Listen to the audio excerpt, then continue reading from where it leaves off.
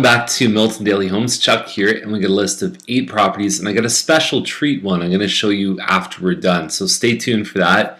It's one that's not in our district, but I think it's a really neat property, and I think that it's definitely worth it to spread the word about it. So if you like rural properties, hang in. So Wettenhall's first one up, 329. It is a current model, so CURRANT, and so not a lot of space on the first floor where the garage is, but you get upstairs. It's a pretty nice floor plan. You've got your kitchen, it's open concept, and then you've got one big room. Now sometimes the way this room is set up, it can be a little tricky to position furniture, so you got to have the right scale of couch and TV. You can't have a massive set, smaller table there, but for the right piece of, or the right pieces of furniture, it can really look nice. I think it is 1195 square feet, so just under 1,200. And if you know about these 3-story village townhouses, you know they don't have a backyard. They get a small front yard plus a balcony, but they come in a small size, which is the Ashfield or the Cherry Hill, which is 1051. We've got this one here at about 1,200, and then we've got the stuff over 1,300. And there's actually some new models that have come out that are up in the 15s. So none of them, I believe, have closed or even come on the market yet. But that's for most of recorded history in Milton. That's what these ones are. So the medium size is actually really nice. There's a nook upstairs where you could put a desk. Plus, there's 2 other bedrooms. So really like the floor plan on that one. This one on Laurier is at 359, semi-detached. And I think about one that sold on Middleton last year, and for around the mid-3s, and this one far exceeds that one in terms of finishes, upgrades, pride of ownership, all the rest of it. Now there's a finished basement. I haven't checked the virtual tour on it, but this one looks good. It looks very nice. Laurier is obviously a little busier than Middleton, but I think this one has the stuff that'll put it in a good spot to sell. Farmstead 389. We have seen these models sell for close to 4. Now, they're the same models, really, aside from maybe a little bit better texture on the outside of the house as the ones over at 620 Ferguson. This same model sold for 360 basically over there. So at 389, we've seen it in this area, but we've also seen the same model sell for less elsewhere. So it's a bit of a tricky pricing game on these. It depends what set of information you want to believe. And obviously, guess what the buyer's going to believe? The lowest. Guess what the seller's going to believe? The highest. Where it settles in the middle is the value of the house, as we talked about yesterday. Bit of an interesting sort of wainscoting look on the side here of the walls. It kind of breaks the walls up a little bit.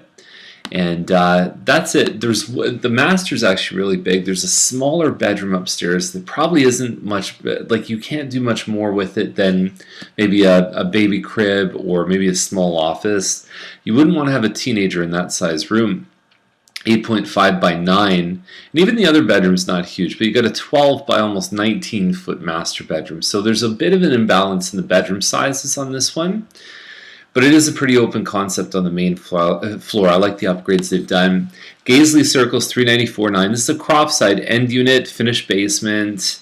A lot of these ones are listing in the high 3s, and if one of them cracks, it could be good news for the whole price range. But we've seen that when you look at what's been selling for the last couple months, is most of them with the finished basements should probably be hovering around the 370, 380 mark, but a lot of them are 389. 387, 392, that kind of stuff.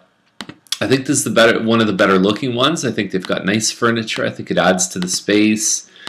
Good looking finished basement there with potentially 2 different living spaces.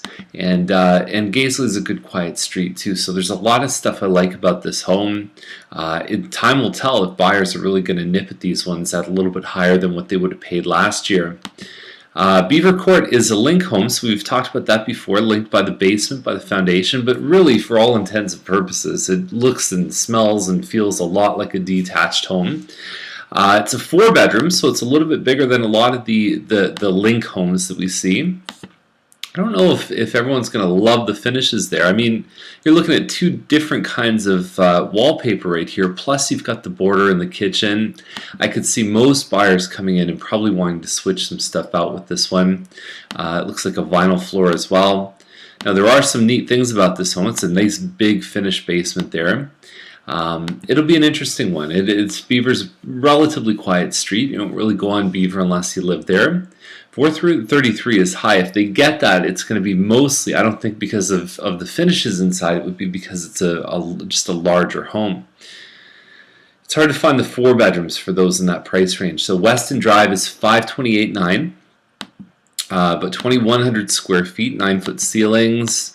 It seems kind of closed off. There's a lot of walls in this home, and I don't know if everyone's going to love that.